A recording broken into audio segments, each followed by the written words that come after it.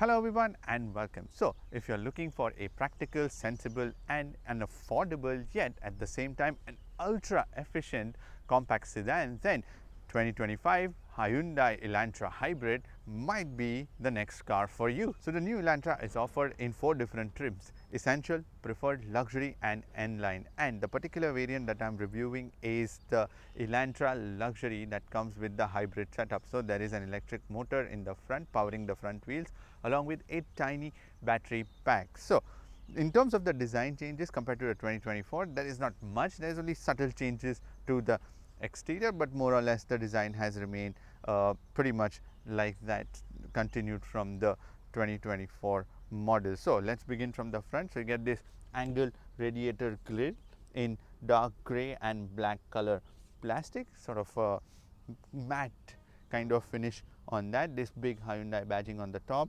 then body colored bumper at the bottom and more grille at the bottom too, giving a little bit of opening. But it's a very slimmer front end, but a very stylish front end. I like the design of it. Let me know in the comment section what do you think of the design of this new Elantra. And I like how it is sleek at the same time and also very stylish too. And the whole front end is kind of very swooping, and it's a very low down, and it's pretty long also. And there are also these turn lights on either side surrounded by the normal plastic around, and the turn lights are the halogen turn lights, and next to these turn lights are also the functional vents that are provided on either side, big ones, but again helps with the airflow around the car. There are DRLs on the top along with this silver color strip that continues on either side, and these DRLs are the LED DRLs on the top, and the headlight cluster is a completely LED headlight cluster. And underneath this bonnet sits a 1.6 liter engine that is clubbed to an electric motor. So as I mentioned, the front end is very sloping, and as you can notice from the side profile, yeah, it's long and it's also quite sloping. So on this luxury variant of the Elantra, you get the 17-inch dual tone alloy wheels, whereas the Essential and the Preferred variant gets the 16-inch wheels, and the N-Line gets the 18-inch wheels. And a very simple design that way, is a bit angular on the doors, like there are certain lines going around, something like a choose on also. So you can click on the pop-up banner out here and can watch the detailed review video of that Hyundai Choose on XRT. And when we come to these side mirrors, these are body colored side mirrors. They are non-power foldable, they are power adjustable, they have the blind spot warning on the inside and also a turn signal. And there is also this chrome strip sitting at the bottom of these windows, and also the plastic design at the back side of the pillar in this diamond design, a standard sunroof, and then the rear windows also are quite slimmer too that ways. And when we come to these doors, so the front doors are the keyless entry doors, and again, even if you notice the rear end, that's also quite sharply angled in the back too. So these tail lights and then this trunk door and also this bumper that merges, they are all pretty angular. Now this Elantra Hybrid also comes with an electric motor, as I mentioned, which sits in the back, and a 1.32 kilowatt hour battery pack provided with this one too. And the Elantra, all models, they are all front wheel drive only. So the rear end is also pretty aggressively angled too in many directions. So this trunk door on the top is pretty sharply edged out here on the bumper itself. There are lots of lines and angles merging in, and then there are these tail lights that also merge into the back body. And when we come to these tail lights, so the tail lights are a mixture of LED and halogen. The turn signals, reverse lights are all in halogen, whereas the signature brake lights, everything is in LED. There's also this light bar that connects from one end to the other. There's also the Elantra badging in the center along with the hybrid badging on the edge, and also the rear end is quite raised up and it's also quite chunky if you notice. So when it comes to the visibility, it's actually slightly restricted. You get to see a lot of upper level visibility and that's about it, but it's also quite broad, so it's going to be all right. And then there are these reflector strips at the bottom, and then some normal plastic sitting in the bag, and at the bottom there is this black color plastic and another silver color strip. So yeah, it's a merging of sort of different colored plastics in the bag, and no fake exhaust tips or anything, just that the exhaust tip is mounted behind the bumper, which is a good thing. Now, in order to open the trunk door, so the button is provided underneath the Hyundai badge. You press that and open. It's non motorized, so you have to lift it, and then there are these cuff plates, plastic ones in the back to protect your bumper. And when the rear seats are folded up, you can put 14 cubic feet of luggage, which is decent for a compact car, because you can put like two big bags, but the only thing is that the opening is quite slimmer that way. So if you have stuffy bags, like, then it's going to be a bit of a struggle to put them in, because the floor itself is quite deep. There's like a big step in here, so that gives you that extra bit of volume, and there are no tying points or anything. A very simple design that way of the trunk. And underneath the trunk floor sits a tire repair kit, and also there is a trunk light mounted here. And not to fold down the rear seats, there are levers provided here, you pull them, but the thing is that after pulling them, you have to go in the front and then fold down the seats.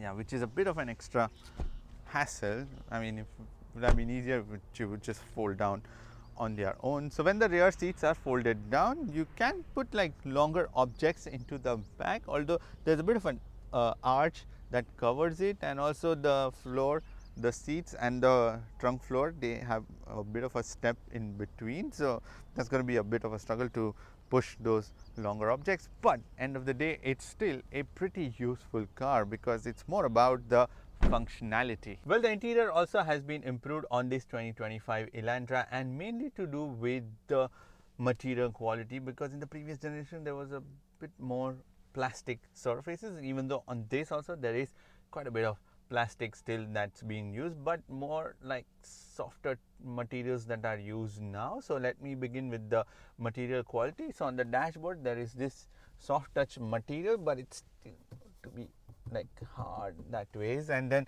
even on the door cards there is soft touch material, but again that's still pretty hard, where you're going to be resting hands. That's again soft touch material, but that's softer, so at least that's decent, although I would have loved to be a little more softer. And then there is this fabric material on the side face of the door cards, and then around the driver, if you notice, but on the passenger side and even in the rear, everywhere else there is like black color door cards, but only on the driver side there is this beige color provided on the handrest and also on the dashboard itself, and also this grab handle that's only provided on the passenger side, but only that is in beige color. Everywhere else it's black color material. And even on the glove box there is the normal plastic. Out here on the sides there is normal plastic, and then the steering, which is leather covered, and then these two screens, and then the handrest, which is again leather covered, and the seats that are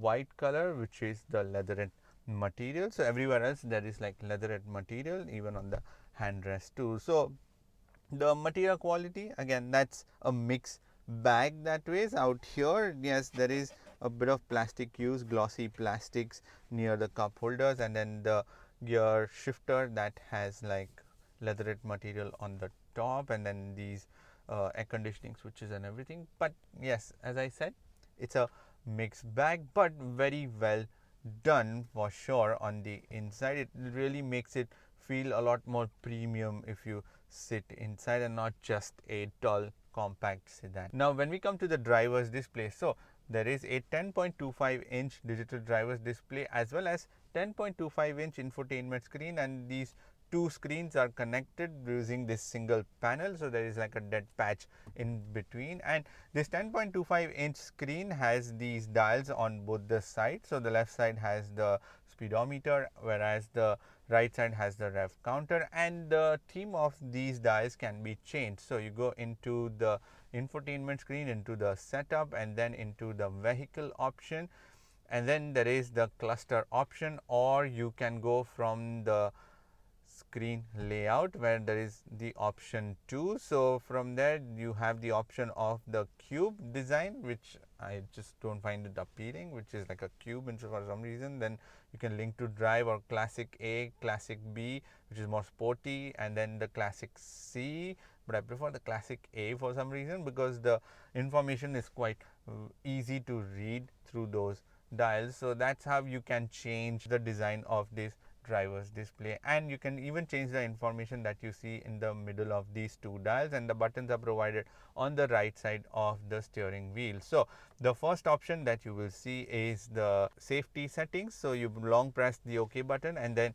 into the vehicle settings you can change everything: driving convenience, driving safety, speed limits, and all of that. You can even go from the infotainment screen. Once we go into that section, I'll show you that too. And then we press the menu button, and then we have the option to see the current trip information, refueling, reset, idle mode, and the digital speed, and then the compass, and then the tire pressure.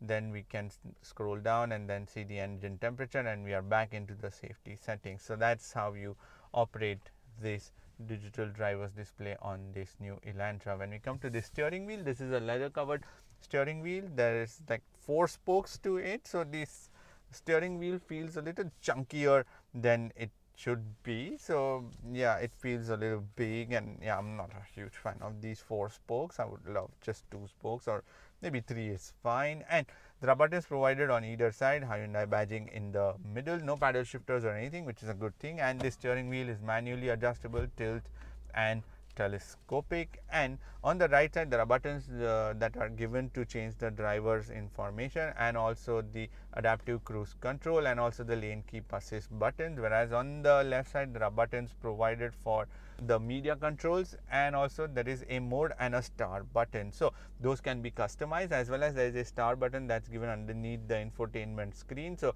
you long press that, either do that, or you can go into the setup and there is the button option. So you can go through that, and then you can change everything: the star buttons, the mode buttons, and the arrow buttons, and the volume knob also, what it can do. So all those things can be customized too. Now when we come to the air conditioning controls, so the air conditioning controls are split, but you can use either or. So you can use like the button operated or from the infotainment screen, and you get a dual zone air conditioning system on this new Elantra. So the operation is quite straightforward. You turn the dial on the left side and switch on the air conditioning, and then change the temperature on either side, or sync it, and in the middle change the fan speed and the flow of air, and at the bottom more options for the front and rear defogging options, and the fresh air recirculation and everything. And there are also buttons provided on either side. So these are for the heated seats. So the front driver and the passenger side seat are the heated seats. There is also a button provided for the heated steering wheel on this air conditioning panel. But if you choose to operate from this infotainment screen, then there is a dedicated climate option inside the infotainment screen. Go inside that, and then you can control the temperature on either side, then the fan speed, and then you can have it synced or switch on AC, and then automatically dehumidify, auto defog, and all those options can be switched on from there. And also you can change the flow of air in from different directions. So yeah, that's dual ways that you can control this air conditioning controls. Now when we come to this infotainment screen, it's a 10.25-inch infotainment system provided on this Elantra, and in terms of the functionality, it's pretty easy, and it's exactly the same as it is offered in any other Hyundai products, or the Kia products, or the Genesis product. So on the main screen there is the date and then the media information, and on the left side it's like a dull navigation in the back that you can click and go inside that option too. And you swipe, and then you go into the main options inside the menu, which is for the hybrid. You can see what is the efficiency, energy flow, and all of that thing, and then the inbuilt maps, which is alright, but there is Android Auto and Apple CarPlay, so you can use Google Maps too. But if you choose to use these, then yeah, they are a bit slow. And the thing is that the entire infotainment screen is a bit loaded, so it slows down slightly in terms of its operation. And then there is the navigation menu, then the phone option, phone projection. So In terms of the connectivity, you can connect this infotainment system using Bluetooth, USB, and there is also wireless Android Auto and Apple CarPlay. Then the next option is the voice memo, then the climate control, then the valet mode to like lock the car if you give this for valet, and then the quiet mode, which if you switch it on, then it only switches the front speakers on, and it basically cuts off the rear speakers. So if there are passengers in the back, or if there is like a kid or a baby or a toddler, then yeah, it's if they are sleeping, then you will not disturb them. Then the radios, then the setup detailed ones, where you will see the vehicle options, where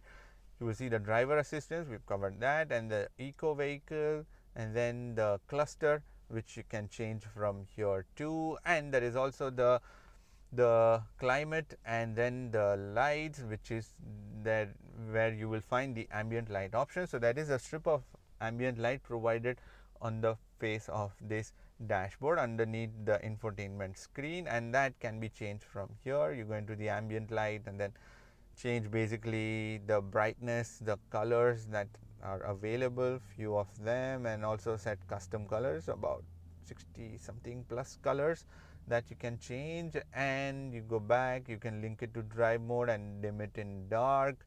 Then you go back and we continue. There's door digital key that you can sync this with, convenience, then navigation, then the sound. So you get 8 speaker Bose music system on this new Elantra. Then the device connections, user profile, voice recognition, screen layout. So there's also the split screen option that's also available on this Elantra. So whenever you're using, let's say, maps or media or anything, then you have the split screen option, and it shows you a few options on the sides, like the clock, navigation, maps, and the media options and everything. Then the button, then the blue link, and the general settings that includes all your system info, date, time, keyboard units, media options, and the reset options. And if you want to customize the menu options on your infotainment screen, then you can long press these icons, and then you can arrange all these icons on the screen itself and basically customize it to your usage. Now when we come to the charging, so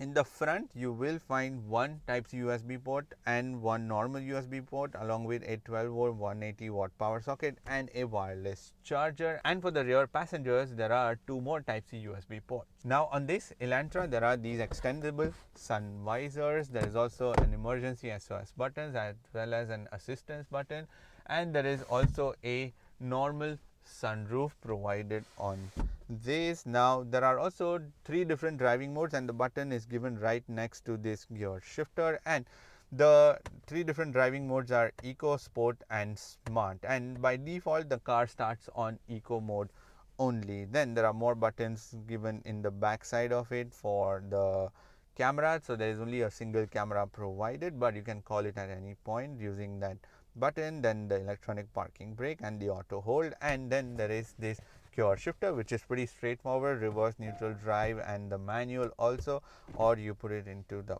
park. There are also more buttons, if you notice, sitting underneath the infotainment screen, and those are the shortcut buttons to operate this infotainment screen. So they are straightforward for the maps, navigation, radio, media, and a volume dial, and the track seeker, the start button, and the setup button. So while on the move, you can quickly access these options from inside the infotainment screen. Now when we come to the storage, so in the door cards you can put about half a liter worth of bottle, that's about it, and some more storage in the back. There are these 2 flexible cup holders, but they are super deep, so you can have like long glass also that you can put inside this. You can utilize this wireless charging pad to put your wallets and phones. There's also this slot provided on the passenger side to put the phones, and there is this glove box which is decent size. There is also this hand rest inside which there is tiny storage again to put your phones and wallets essentially. And in the rear door cards, again you can put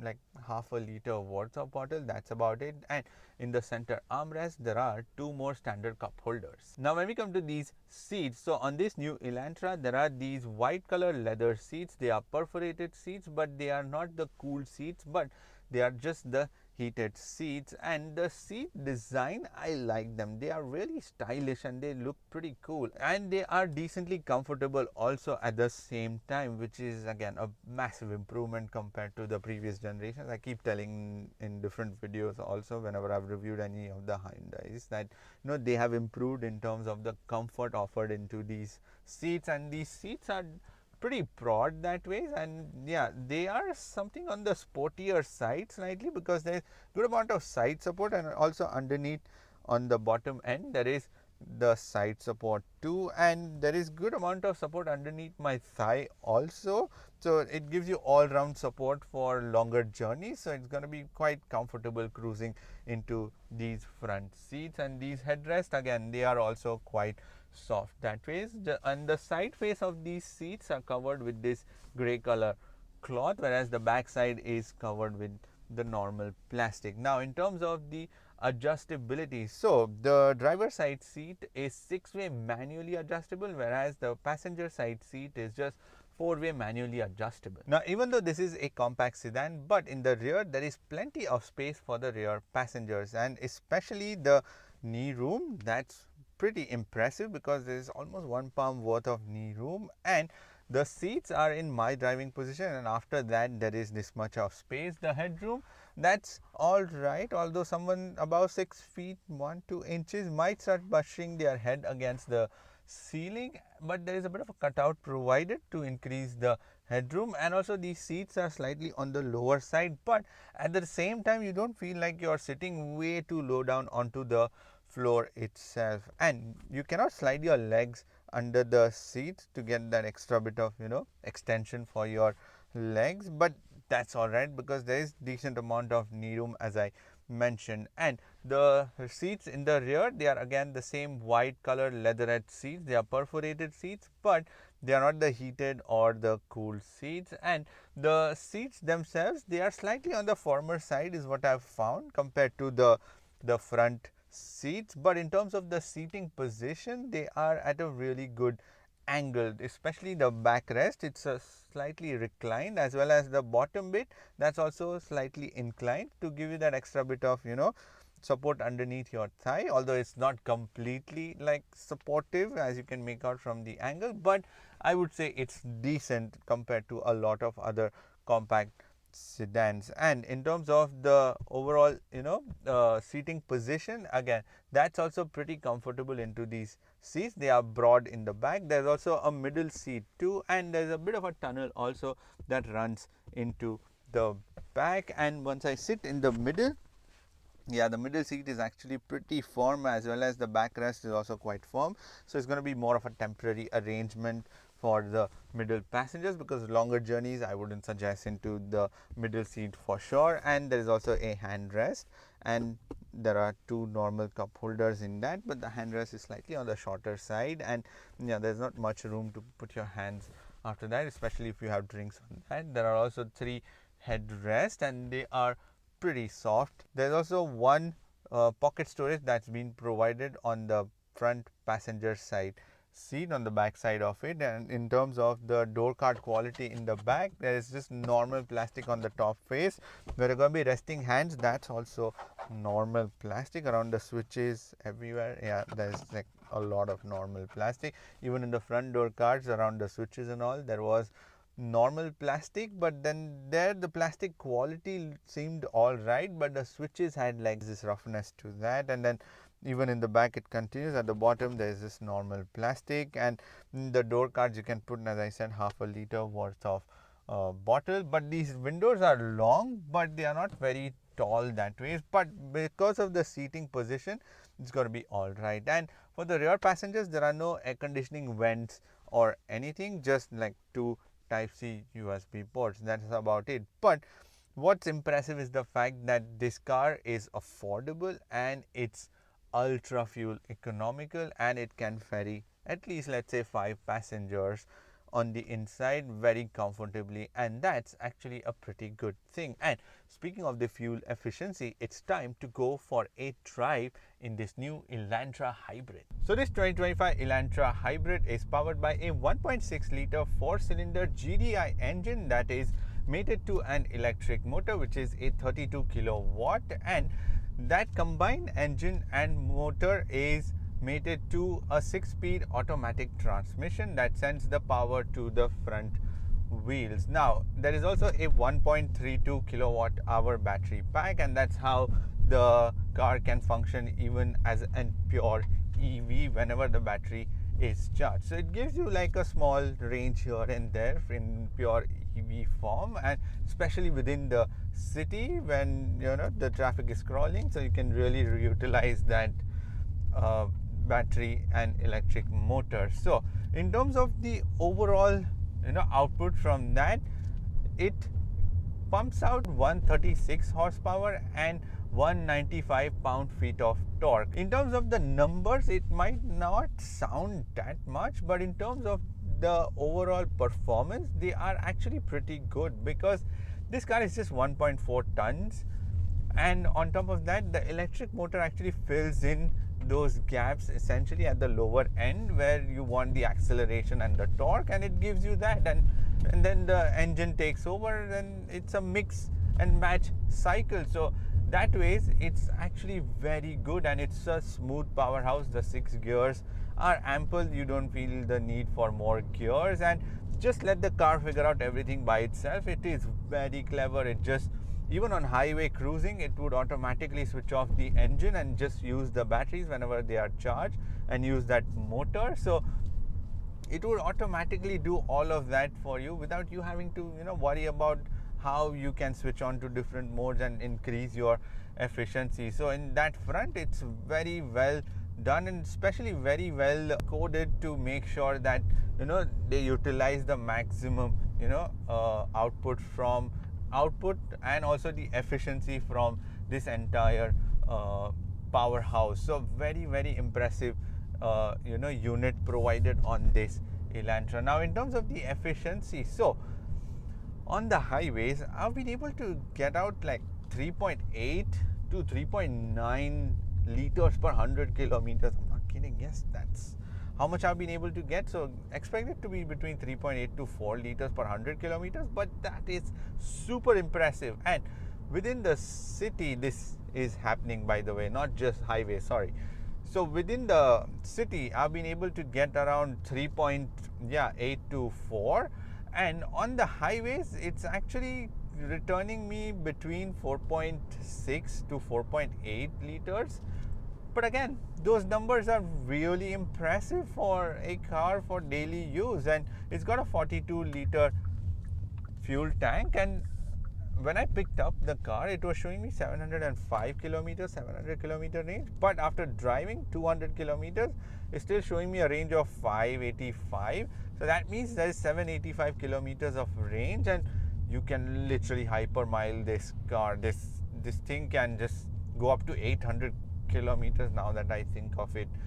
So yeah, that is possible, and it's really, really impressive, to be honest, to be able to do this. Now when we come to the suspensions, so they are on the firmer side slightly is what I've found, and for day-to-day use they are okay. I'm not going to complain about that, because again, as I mentioned, it's more about the functionality, and that way it offers you the comfort on the inside. When you come to the steering, that's an electronic steering provided on this new Elantra, and even if you change it to sport mode, slight bit of variation in terms of its nature, but overall it does feel a bit light and a bit numb, to be honest. But yeah, for day-to-day city use, it's gonna be perfect, because you want light and you want the maneuverability, so it will offer you that. But also I found like the turning radius to be slightly bigger. I would expect the compact sedan levels to be slightly tighter, but again, yeah, that's all right, to be honest. Now when we come to the brakes, there are 4-disc brakes on this new Elantra, and they perform pretty well, but the brake pedal feels slightly soft, so you really have to thrust your foot and then start the braking action. Now when we come to the noise and the vibrations, it's not really a lot. Like there is a bit of tire noise, a bit of wind whooshing, and that's about it. The engine, if you push it a little, then it becomes a little noisy, but otherwise, yeah, I don't think I would complain about it for day-to-day use. There's also a bit of wind leakage from around the sunroof also. Now, when you come to the safety systems, so there are 8 airbags, 2 for the front driver and the passenger, 2 side airbags again for the driver and the passenger, and also 2 side airbags for the rear passengers also, and 2 curtain airbags given in the pillars. There are also child isofix points in both the rear seats. There is also a single camera reversing system, but yeah, the camera can improve in terms of its quality, because at night it can feel a bit too dark and dull. So yeah, that can be improved. Even in the day, the refinement can happen on that camera. There's also the smart cruise control. Then there is the front and the rear collision warning, the pedestrian warning. Then there is the blind spot warning, and there are numerous other safety systems, lane keep assist, lane departure warning. So even though it's compact, but it's got plethora of safety systems. Now when we come to the pricing, so the base variants of this Elantra starts from, which is the essential, starts from 25,100 Canadian dollars, whereas this particular variant with a few optional extras and the exact pricing for this luxury variant hybrid comes in at 33,100 Canadian dollars approximately, and the top variant N line comes in at 34,200, plus you have to add taxes of 1,800 and stuff, so it would be around 36,000 Canadian dollars. But the hybrid variant is offered only in this luxury package. Now the thing is, if you can stretch from, let's say, 25 to 33, that's like 8 grand, but essentially that gives you a car with the same styling, with everything exactly the same, all the tech and everything, same spacious, all of that, but you get the additional benefit of the fuel efficiency, and that is the biggest one, because if you calculate over the years how much fuel you would save by doing that, it's just insane. So yeah, it's just pointing, all of those things point to just one thing, that hybrid cars are the best. And I've always mentioned it before, it's just a brilliant arrangement, because you don't have to stop specifically to charge your batteries. The car just figures out everything. The engine acts as a generator. There's also the regeneration of the energy that's happening when you brake, so all of that is being taken care of, so you don't have to sweat about anything. And yeah, you want that just easy to use car, especially a family car for day-to-day purposes. And this car is essentially that. It's stylish, and some of the quality, yes, plastics can be improved for sure on the inside, but as a package, this thing is just amazing. It is spacious, it is stylish inside out, and I really like the simplicity of the car. Also, everything has buttons where it's needed, so that's also been focused. And at the end of the day, it's just ultra fuel efficient, and that is the single most thing that you should definitely go for this car, and you should definitely check this car out. Anyways, that's pretty much it for this video. Thank you for watching this video. Make sure to press the thumbs up button if you've liked this video, and also make sure to press the subscription button by pressing that red subscribe button. Leave all the notifications on, and I shall see you in the next video. Bye bye, take care and drive safe.